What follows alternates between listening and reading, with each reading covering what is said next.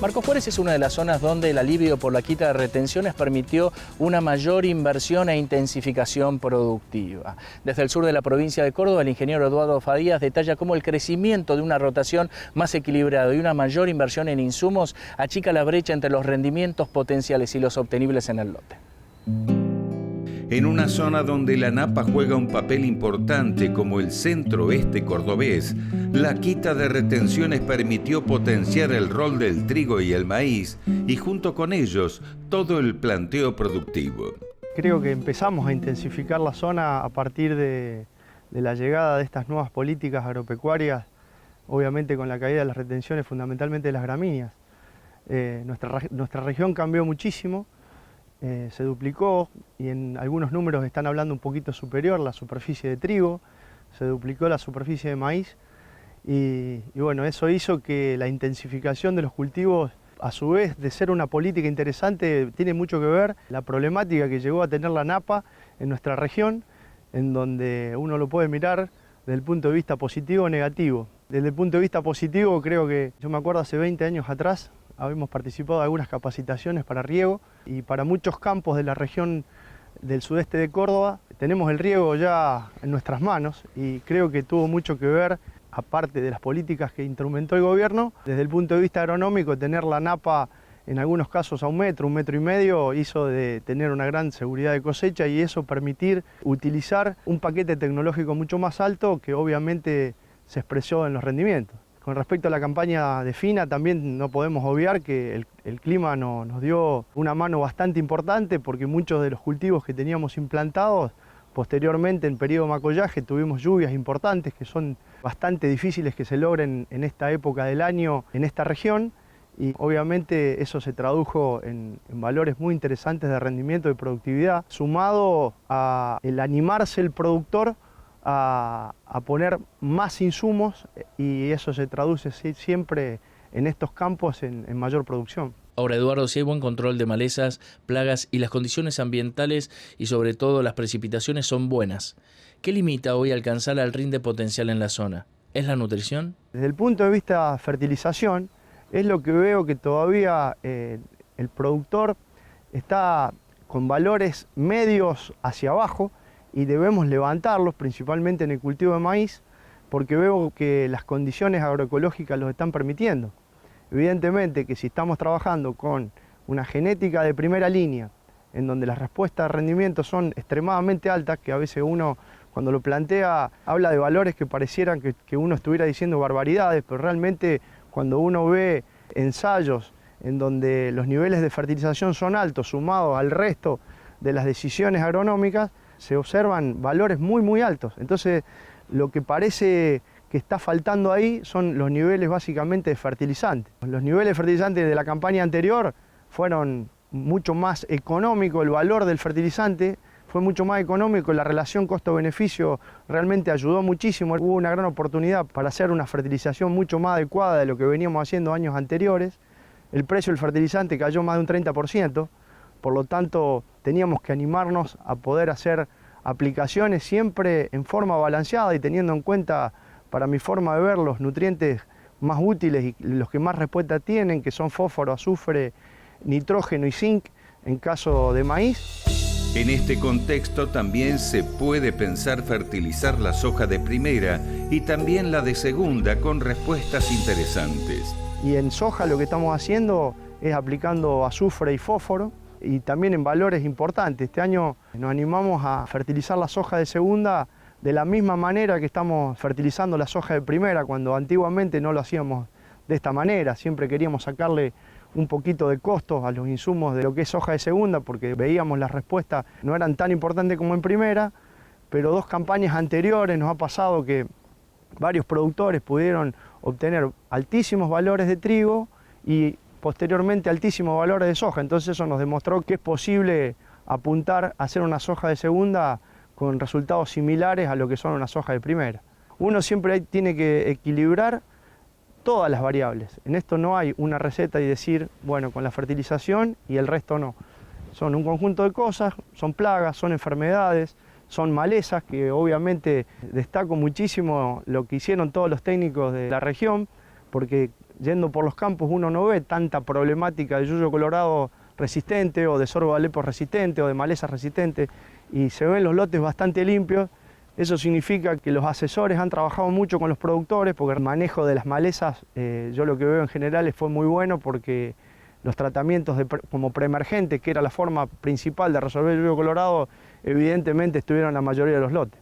Aquí en el lote podemos ver un excelente desarrollo de la soja gracias a una buena rotación y al manejo agronómico. ¿Cuál es la variedad de soja, qué grupo y qué tecnología tiene incorporada? Esta soja se sembró el 30 de octubre. Esto es Agro 4326 y Pro. Y lo que me llamó la atención, esto tiene 16 nudos. En plena época de sequía, cuando se veía un daño importante en la soja no intacta, en estos lotes no se observaba que paraba, sino que la planta seguía creciendo. Y otro detalle que me llamó mucho la atención es que acá estamos en un campo de clase 2 y se ven algunas playitas por ahí dando vuelta, y donde está la intacta no se marcó ni en las cabeceras, que normalmente es donde transitan las máquinas, ni en algunos sectores de playa que los conozco y sé que ahí la soja tiene menor desarrollo. Cuando uno va a monitorear, se encuentra con que está mucho más homogéneo el lote, aparte de tener un buen control, obviamente, sobre los lepidópteros. Farías se entusiasma con los resultados obtenidos esta campaña con la soja que tiene incorporado el gen intacta. Estamos parados frente a una soja intacta que realmente mostró bien lo que la palabra lo dice, quedó intacta ante cualquier situación de ataque de lepidópteros. Y enfrente tenemos una soja no intacta y la de enfrente, hoy estamos los primeros días de febrero y esos lotes de no intacta ya tienen 3 aplicaciones de insecticida, que no es normal para Marcos Juárez, para nada. Pero bueno, la realidad de este año es que Bolillera atacó 2 veces y Medidora estuvo hace unos días hasta que hicimos las aplicaciones junto con los fungicidas. Y evidentemente la intacta, como bien lo ven, en ningún momento tuvo ningún tipo de daño y realmente me dejó muy pero muy convencido, sumado a las condiciones comerciales que propuso la empresa, porque el año pasado eran otras. Este año ya está la alternativa de poder pagar el canon tecnológico por hectárea. El canon vale $16, que es prácticamente lo que vale un producto para el control de ISOCA con su aplicación. Y tuvimos 3 aplicaciones y solamente con el canon de intacta podemos traducirlo a aplicaciones, tuvimos una sola. Y bueno, la soja siguió creciendo en sus momentos más complicados. Bolillera normalmente ataca en el ápice de la planta, nos hacía más daño de lo que debía y en realidad yo en lo personal estoy muy pero muy satisfecho con el uso de estas nuevas tecnologías, que no me cabe ninguna duda que así como se implementó en maíz el MG o el BT triple, intacta va a ser la tecnología que seguramente va a llegar en la mayoría de los campos como hoy lo es en maíz. Farías precisa cómo hay que pensar las nuevas tecnologías y su potencial a partir de una estrategia de manejo diferenciada, en este caso en densidades. El acortar distanciamiento y hileras tiene que ver con una cuestión de presencia de malezas resistentes. Y lo que yo veo es que la soja intacta tiene un crecimiento exponencial en el periodo vegetativo. Por lo tanto, hay que bajarle las densidades, porque si uno trata de manejar las densidades de una intacta de la misma manera que la no intacta, nos vamos a encontrar mucho vuelco y eso no es bueno. Este lote en el que estamos tiene solamente 50 kilos por hectárea de soja fiscalizada de 4326. Ayer en Marcos Juárez hubo un viento sur muy fuerte que llegó a los 65 kilómetros y se ve en algunos lugares que hay algo de vuelco. Asimismo con 50 kilos. Evidentemente, creo que desde el punto de vista económico, sembrar 50 kilos de una soja fiscalizada, no hay ni qué pensarlo de estar pensando en una soja que a veces nos dejamos y que no queremos comprar semillas. El uso de semillas fiscalizadas en este campo yo lo vengo haciendo desde que arranqué, desde hace más de 20 años, y siempre por el hecho de que la soja fiscalizada es un poquito más cara, siempre traté de manejar densidades.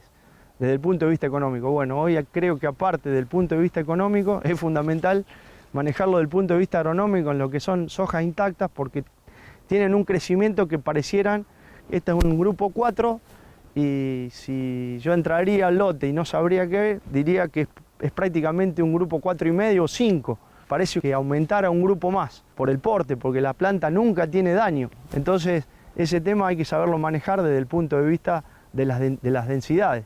Y con las precipitaciones que están teniendo a lo largo de este periodo crítico y según las condiciones de las hojas, ¿cuál es el rendimiento estimado de esta campaña? Teniendo en cuenta que en este campo la napa está a 1,20 m en esta época del año y el cultivo de soja está pasando su periodo crítico, en este momento estamos entrando en R5, me atrevo a decir de que los rendimientos van a ser bastante similares a los del año pasado, que fueron bastante buenos. La soja de segunda, lo que estoy viendo es que ya la semana pasada, soja de segunda acá pude sembrar a fines de noviembre y terminé el 2 de diciembre. En soja de segunda obviamente todavía es muy temprano para decir, pero ya la soja está en estado de R3, esta semana ya le va a tocar hacer tratamientos de fungicida y las expectativas son buenas, siempre y cuando pensando de que tenemos la napa muy cerca. Tenemos la napa a 1,10 m, como decía, 1,20 m. Y bueno, eso te da una seguridad porque obviamente por capilaridad la napa sube y seguramente muchas de las raíces de la soja de segunda, como la de primera ni hablar, están en la zona húmeda del suelo. El productor de Marcos Juárez compara la rentabilidad y el recupero de la inversión en lotes con intacta y lotes sin esa tecnología, en los que tuvo que hacer hasta 3 aplicaciones. Evidentemente las políticas comerciales de la empresa la han cambiado. El año pasado toda la semilla intacta se pagaba un canon tecnológico en función de las toneladas producidas. Este año, aparte de poder pagarlo de esta manera, hay una opción de pagarlo por hectárea. En ese caso, que fue lo que yo hice, fue pagar $16 por hectárea, que uno analizándolo desde el punto de vista económico, con lo que vale un tratamiento de una insecticida de alta gama, vale $12 más una aplicación de 5, estás en 16 aproximadamente. Por lo tanto, como mínimo ya sabíamos que una aplicación había que hacerla. Entonces no tenía sentido no hacer el uso de este tipo de tecnología porque el costo estaba muy acomodado a lo que realmente podía ocurrir durante la campaña. Ni hablar de los lotes que fueron no intactas, que ni me imaginaba que íbamos a tener hasta 3 aplicaciones. No es normal para Marcos Juárez. Para Marcos Juárez normalmente 2 aplicaciones de promedio por año podemos tener. Este año tuvimos 3 hasta la fecha. Espero que esto termine.